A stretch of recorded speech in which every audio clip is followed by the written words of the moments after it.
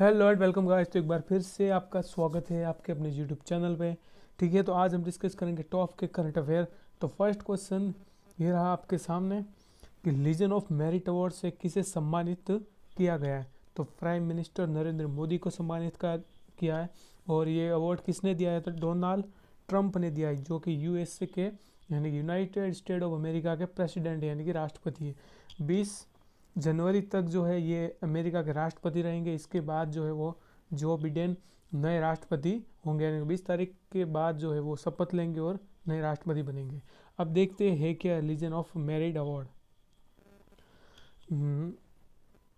देखिए, भारत और अमेरिका के बीच यह था है कि साझेदारी मजबूत करने के लिए प्रधानमंत्री नरेंद्र मोदी को अमेरिका का प्रतिष्ठित लीजन ऑफ मेरिट अवार्ड से सम्मानित किया गया है। अमेरिका के राष्ट्रपति डोनाल्ड ट्रंप और पीएम मोदी को इस सम्मान से नवाजा है। और भारत में भारतीय अम्बेसडर, अब देखिए भारतीय अम्बेसडर, अब देखिए एक कहीं पर आप सुनते हैं हाई कमिश्नर और कहीं पर आप सुनते हैं अम्बेसडर। देखिए इन दोनों में अंतर क्या है। अब देखिए हाई कमिश्नर उस देश के अंदर होता है जो कभी ब्रिटेन की कॉलोनी थी। दैट मीन्स कि ऐसे देश जहाँ पर ब्रिटिश राज चलता था वहाँ पर क्या होते हैं, हाई कमिश्नर होते हैं। और ऐसे देश जहाँ पर जो है वो ब्रिटिश राज नहीं था या फिर वो ब्रिटिश की कॉलोनी नहीं थी, तो वहाँ पर क्या होता है, अम्बेसडर। अगर देखा जाए कि पाकिस्तान के अंदर अगर भारत का राजदूत जाएगा तो उसे कहेंगे हाई कमिश्नर। ऑस्ट्रेलिया में जाएगा तो वहाँ पर भी कहेंगे हाई कमिश्नर। लेकिन अब जब अमेरिका में जाएगा तो हम बोलेंगे इसे अम्बेसडर। न्यूयॉर्क में जाएगा और यानी ऐसी कंट्री में जाएगा जो ब्रिटेन की कॉलोनी नहीं थी, वहाँ पर क्या होते अम्बेसडर होते हैं। और जो कॉलोनी थी वहाँ पर क्या होता है, हाई कमिश्नर। तो किसने ये अवार्ड रिसीव किया है? तो भारत के जो जो अम्बेसडर थे जो अमेरिका में हैं, तरनजीत संधू ने ये अवार्ड को लिया है पीएम मोदी की तरफ से। अब लीजन ऑफ मेरिट अवार्ड का सबसे सम्मानित अवार्ड माना जाता है अमेरिका का, जो किसी अमेरिकी सेना के अफसर को दिया जाता है या फिर देश के लिए कोई अगर अच्छा काम करे तो उसको जो है ये अवार्ड दिया जाता है। तो अमेरिका के राष्ट्रीय सुरक्षा सलाहकार कौन है? एक सेकेंड। हाँ, तो अमेरिका के राष्ट्रीय सुरक्षा सलाहकार रॉबर्ट ओब्रे ने अपने ट्वीट में लिखा है कि राष्ट्रपति डोनाल्ड ट्रंप ने जो है प्राइम मिनिस्टर ऑफ इंडिया यानी कि नरेंद्र मोदी को ये अवार्ड दिया है और लीजन ऑफ मेरिट से सम्मानित किया है। इन्होंने इस तरह भारत को ग्लोबल स्टेज पर यानी कि भारत को जो अंतर्राष्ट्रीय स्तर पर है, जो नरेंद्र मोदी ने एक अलग पहचान दिलाई है, उनका ऐसा मानना है। और इसी के चलते जो है इस अवार्ड को दिया है अमेरिका ने प्राइम मिनिस्टर नरेंद्र मोदी को, क्योंकि अब अमेरिका के राष्ट्रपति डोनाल्ड ट्रंप का जो है वो कार्यकाल ख़त्म होने वाला है। तो ये ज़्यादा से ज़्यादा कुछ अच्छा काम करना चाहते हैं और भारत और अमेरिका के रिश्ते को मजबूत मजबूत करने के लिए ये अवार्ड दिया है। और किन किन नेताओं को ये अवार्ड दिया है? तो देखिए, नरेंद्र मोदी के अलावा इस अवार्ड किसको दिया है? तो ऑस्ट्रेलिया के प्रधानमंत्री स्कॉट मॉरिस को, और जो जापान के जो पूर्व प्रधानमंत्री थे अब है नहीं, वो शिंजो आबे को दिया है। अब बात की जाए ऑस्ट्रेलिया की, तो ऑस्ट्रेलिया के अंदर जो है वो प्रेसिडेंट यानी कि राष्ट्रपति नहीं होता। वहाँ पर क्या होता है, केवल और केवल प्राइम मिनिस्टर यानी कि प्रधानमंत्री होते हैं। अब देखिए वहाँ के जो प्राइम मिनिस्टर है ना, वो होते नहीं है, लेकिन जो ब्रिटेन की एलिजाबेथ द्वितीय है वही जो है राष्ट्रपति के समान ये लोग मानते हैं। ठीक है, अगले क्वेश्चन की ओर चलते हैं अभी हम। देखिए, इंडियन इंटरनेशनल साइंस फेस्टिवल की थीम क्या है? तो देखिए इस बार की जो थीम है, science for self related India and global welfare. ठीक है, तो ये थी इस बार इंडियन इंटरनेशनल साइंस फेस्टिवल की थीम। 2015 से जो है इस फेस्टिवल को इसका स्टार्ट किया गया है और इस बार इसका 6th एडिशन है। ओके, अब देखिए नरेंद्र मोदी जी ने इसको जो इसका उद्घाटन किया है केंद्रीय स्वास्थ्य मंत्री हर्षवर्धन जी ने। ठीक है, फेस्टिवल का विषय science for self related India and global welfare होगा। 22 दिसंबर को जो प्रसिद्ध गणितज्ञ थे यानी कि श्रीनिवास रामानुजन की जयंती के अवसर में इसे शुरू करेंगे और 25 दिसंबर को जो हमारे पूर्व प्रधानमंत्री रह चुके हैं अटल बिहारी वाजपेयी की जयंती पर इसे हम ख़त्म करेंगे। और अटल बिहारी वाजपेयी की जब सरकार बनी थी तभी जो है राजस्थान के पोखरण जिले में 1999 में जो है वो परमाणु परीक्षण किया गया था। कब किया गया था? 1999 में।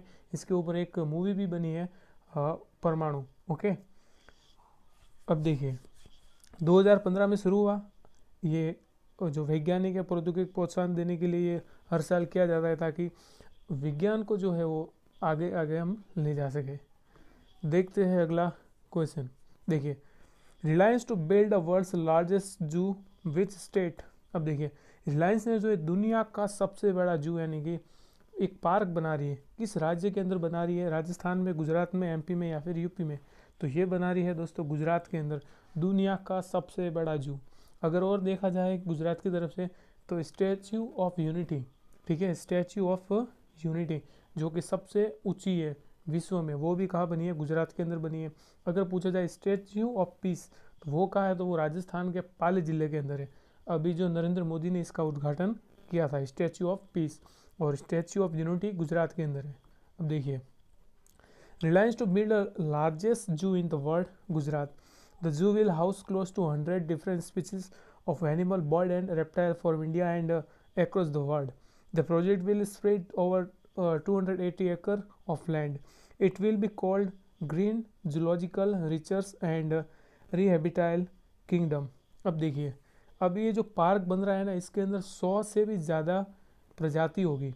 100 डिफरेंट स्पीसीज, एनिमल की होगी, बर्ड्स की होगी, रेप्टाइल्स की होगी। अब रेप्टाइल्स यानी कि सरीसृप जो रैंक के चलते हैं, जैसे कि लिजार्ड, स्नैक और अपना tadpole, that means rigid, that mean जो चिपकली है, सांप है, मेंढक है, और भी जो रैंक कर चलने वाले जीव है वो बर्ड, एनिमल, और भी अलग अलग प्रजाति जो होगी वो यहाँ पर 100 से भी ज़्यादा प्रजाति के जो जानवर है वो यहाँ पर पाए जाएंगे।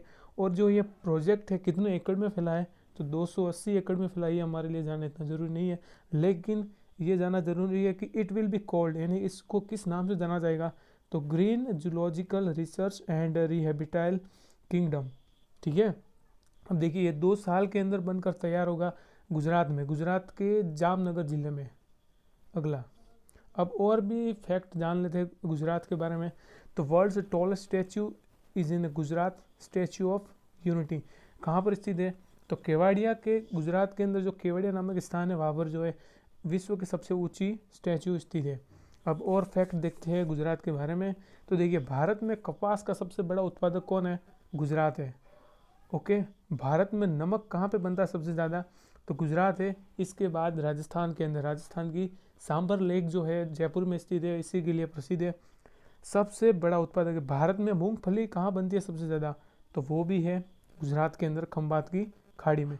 प्राचीन हड़प्पा सभ्यता की तुलना में पुराना लगभग, यानी कि अगर बात की जाए हड़प्पा सभ्यता के जो उत्खनन का कार्य हुआ था वो सबसे ज़्यादा उत्खनन कहाँ मिले थे? तो वो गुजरात में ही मिले थे।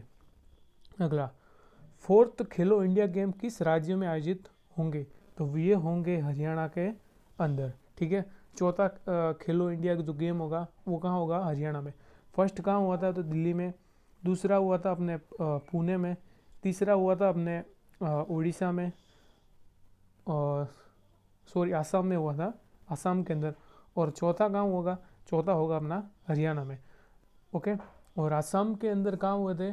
तो आसाम में अपना देखा जाए, आप कमेंट में बताइए। ओके, तो लेट्स, खेल मंत्रालय ने हरियाणा में होने वाले खेल 2021 के लिए 4 स्वदेशी खेलों को शामिल करने का अनुवादन किया है। इन खेलों में कौन कौन से खेल हैं? तो गट्टक है, कल्ली पट्टू है, थोंगटा है और मल्लखम। अब इनके नाम अलग अलग है, देखिए इस तस्वीर से जानते हैं। हम सब ने इस बचपन में वो खेल खेले। हमारे राजस्थान में इसे गिल्ली डंडा कहते हैं। फिर ये कबड्डी, ये वो जो गोटी होती है उसको एक राउंड सा शेप बनाते उससे खेलते हैं। फिर ये मालदड़ी टाइप है। फिर ये लट्टू है, ठीक है। अब जो है एक और गेम जो है इस बार ऐड किया गया है इसके अंदर, वो कौन सा है? तो योगा। योगा को भी जो है इस बार इसके अंदर ऐड किया गया है। इसको भी एक स्पोर्ट की तरफ खेला जाएगा, ठीक है। कंपटीशन होगा, जैसे कि हम कबड्डी में किस तरीके से कंपटीशन होता है, टीम में आती है, इस तरीके से भी जो है योगा को भी एक इस तरीके का गेम बनाया गया है। द नेक्स्ट, साल का सबसे छोटा दिन, ठीक है, वर्ल्ड्स स्मॉलेस्ट डे। अब देखिए ये कब सेलिब्रेट किया गया? तो ये है 21 दिसंबर को। तो अब जो ये दिन है क्या जो 21 दिसंबर जो सबसे छोटा दिन है, क्या पूरे विश्व में था? ऐसा नहीं है। देखिए 21 दिसंबर को क्या है कि अब देखिए ये अपनी अर्थ है, ओके मान लेते। अब यहाँ पर है नॉर्थ पोल, यहाँ पर है साउथ, यहाँ पर है ईस्ट एंड यहाँ पर है अपना वेस्ट। इसको सही तरीके से बनाते हैं। देखिए ये अपनी अर्थ है, ये अपना हो गया नॉर्थ पोल, ये साउथ पोल, ये ईस्ट एंड ये है वेस्ट। अब देखिए यहाँ पर है 0 डिग्री इक्वेटर यानी भूमध्य रेखा है, यहाँ पर है 23.5 डिग्री और यहाँ पे अपनी 23.5 डिग्री ये है कर्क रेखा या मकर रेखा। ठीक है, ट्रॉपिक ऑफ कैंसर और ट्रॉपिक ऑफ कैप्रिकॉर्न। अब देखिए अब नॉर्थ पोल के अंदर जितने भी कंट्री आती है उस नॉर्थ पोल के अंदर जो कितनी कंट्री आती है, यहाँ पर अपना भारत है, नॉर्थ ईस्ट के अंदर भारत हो गया। जितने भी नॉर्थ पोल के अंदर देश आ रहे थे ना, उन सभी देशों में जो है वो साल का सबसे छोटा दिन था। और साउथ पोल के अंदर जितने भी देश आते हैं, ऑस्ट्रेलिया हो गया, न्यूजीलैंड हो गया और साउथ अफ्रीका के कुछ देश हो गए और अपना ये साउथ अमेरिका हो गया, वहाँ पर जो है साल का सबसे बड़ा दिन था। ठीक है, अब देखिए कुछ फैक्ट जान लेते हैं इसके बारे में।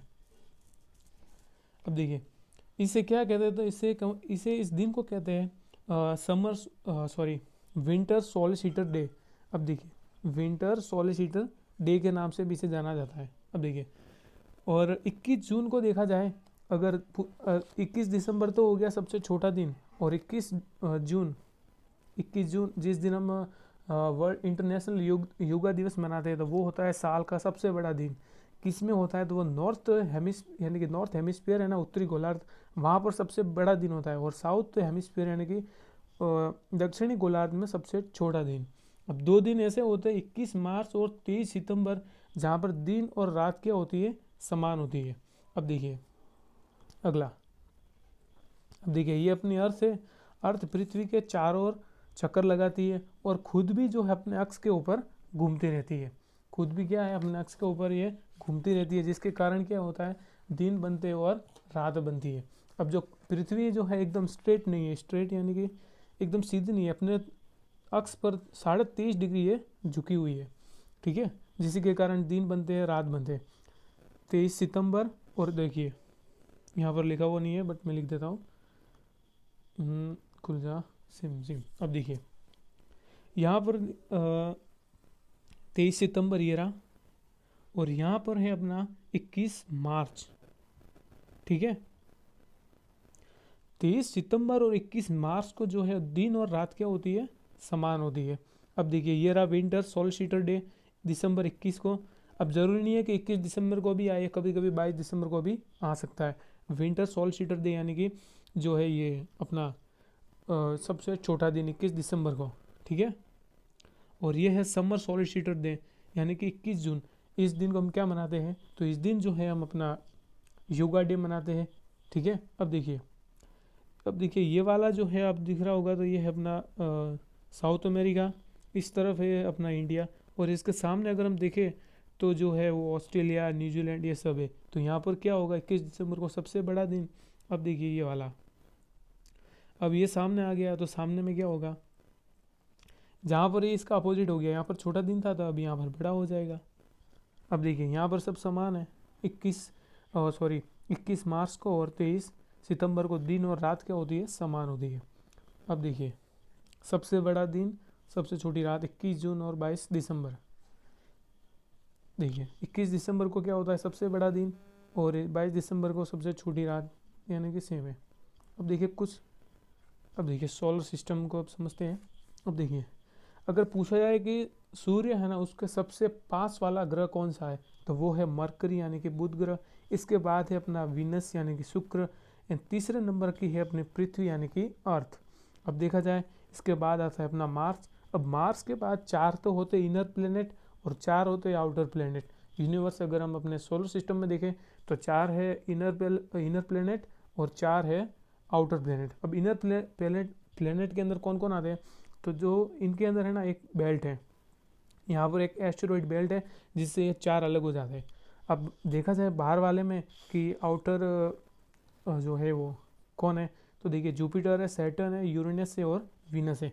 अब प्लूटो को देखा जाए तो प्लूटो को 2006 में ग्रह से हटा दिया था, यानी कि 2006 के बाद इसे हम ग्रह नहीं मानते। तो पहले कितने ग्रह थे, 9 थे, लेकिन 2006 के बाद अब टोटल कितने ग्रह हैं, तो 8 ग्रह। देखिए मरकरी, वीनस, अर्थ, मार्च, ये तो हो गए इनर प्लेनेट। और आउटर प्लेनेट की बात की जाए तो जुपिटर, सैटर्न, यूरेनस और नेपच्यून। अब देखिए इसके बाद आता है अपना कूपर बेल्ट, जो कि नेपच्यून और प्लूटो के बीच में है। अब देखिए, अब मरकरी का आकार सबसे छोटा है, ठीक है। तो ये पृथ्वी के सूर्य के चारों ओर घूमने में कितना टाइम लगाता है, इसको एक बार हटा देते हैं हम। देखिए मरकरी यानी कि बुध, अब ये जो है सूर्य के चारों ओर कितने दिनों में जो है अपना राउंड कंप्लीट करता है, तो 57.9 डे, यानी कि 50.79 डे के अंदर सूर्य का जो है ना, सूर्य के चारों राउंड लगा देता है। इसके बाद आता है अपना वीनस यानी कि शुक्र। अब शुक्र की बात की जाए तो 2 to 4.7 डे, इतने दिनों के अंदर जो है अपना कंप्लीट राउंड लगाता है, 2.4। अब आता है अर्थ।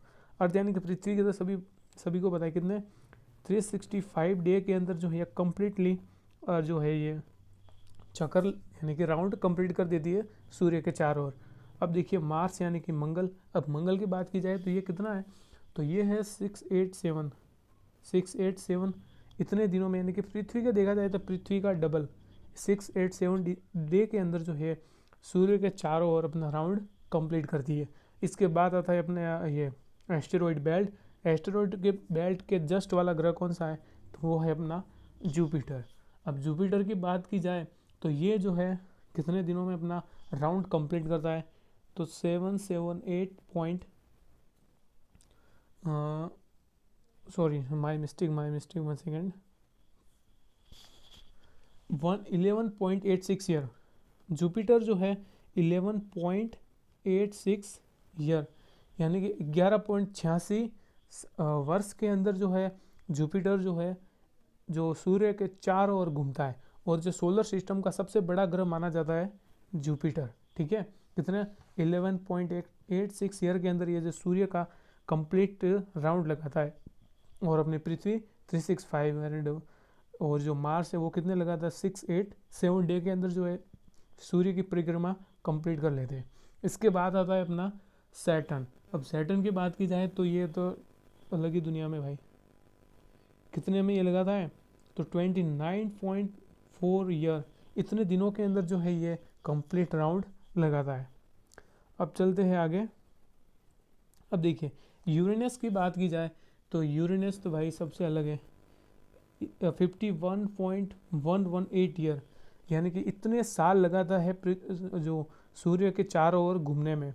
अब बात की जाए नेपच्यून की, तो नेपच्यून लगाता है 49.528, इतने दिनों में जो है ये अपना परिक्रमण जो वो पूरे करते हैं।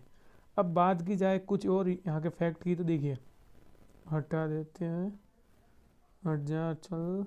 अब देखिए कहाँ गया भाई, आजा, हाँ ये रहा। देखिए अब बात की जाए मरकरी की, क्या मरकरी का कोई जो है वो सैटेलाइट है, सैटेलाइट यानी कि उपग्रह, प्राकृतिक उपग्रह। तो देखिए मरकरी का कोई उपग्रह नहीं है, और ना ही शुक्र यानी कि वीनस यानी इसका भी कोई उपग्रह नहीं है। अब अर्थ की बात की जाए तो अर्थ का उपग्रह है क्या, तो बिल्कुल अर्थ का उपग्रह है, कौन है, चंद्रमा। कितना उपग्रह है, एक है। अब बात की जाए मार्स की, मंगल के कितने उपग्रह हैं, 2 है, फोबोस और डिबोस। अब बात की जाए जुपिटर। अब जुपिटर की बात की जाए तो इसके सबसे ज़्यादा क्या है, सैटेलाइट है, यानी कि उपग्रह कितने हैं, 69। सोलर सिस्टम के अंदर देखा जाए तो सबसे ज़्यादा जो उपग्रह किसके, वो है जुपिटर के। और बात की जाए अपने सैटर्न की, तो सैटर्न के 61 है। अरुण की बात की जाए तो 27 है। और वरुण की बात की जाए तो 14 है, ठीक है। अब देखिए अगला, जो अपनी पृथ्वी हो गई, मरकरी हो गई, मार्स हो गया, जुपिटर हो गया, ये जो सूर्य के चारों ओर है ना, कैसे लगाते हैं, तो एंटी क्लॉकवाइज घूमते हैं। बट वीनस और यूरेनस ये जो है पृथ्वी की क्लॉक दिशा में घूमते हैं, ठीक है। तो ये है फैक्ट है जो आप याद रखिएगा, ठीक है। अब पृथ्वी का एकमात्र प्राकृतिक उपग्रह कौन सा है, तो वो तो है अपना ये चंद्रमा। और पृथ्वी से कितना दूर है, तो 3,84,400 किलोमीटर जो है पृथ्वी से दूर है। अगर बात की जाए ग्रेविटी की, तो पृथ्वी के 1/6 ग्रेविटी कहाँ पर है, मरकरी के ऊपर है। अगर पृथ्वी की बात मान लो कि अगर हम यहाँ पर आराम से चल रहे, मान लो हमने जंप लगाया तो हम आराम से नीचे आ जाएंगे। दैट अगर हम मरकरी के ऊपर जो अपना ये मार्स मरकरी है ना, वहाँ पर जंप लगाएंगे तो नीचे आने में थोड़ा सा टाइम लगेगा। तो ग्रेविटी कितनी है, 1/6, ग्रेविटी के कारण ही हम चल पाते हैं। ठीक है। अब देखिए एक और घटना हुई थी 21 तारीख को। क्या हुआ था कि जो ये ग्रह है, ये बृहस्पति और शनि, ये अपना जुपिटर और सैटर्न जो है एक साथ दिखाई दिए थे कुछ इस तरह। ये जो घटना हुई थी 400 साल में एक बार होती है। यानी कि ये जो खगोलीय घटना है ना, हर 400 साल में एक बार होती है। ठीक है। तो कुछ इस तरीके से ये दिखाई दिया था। ठीक है।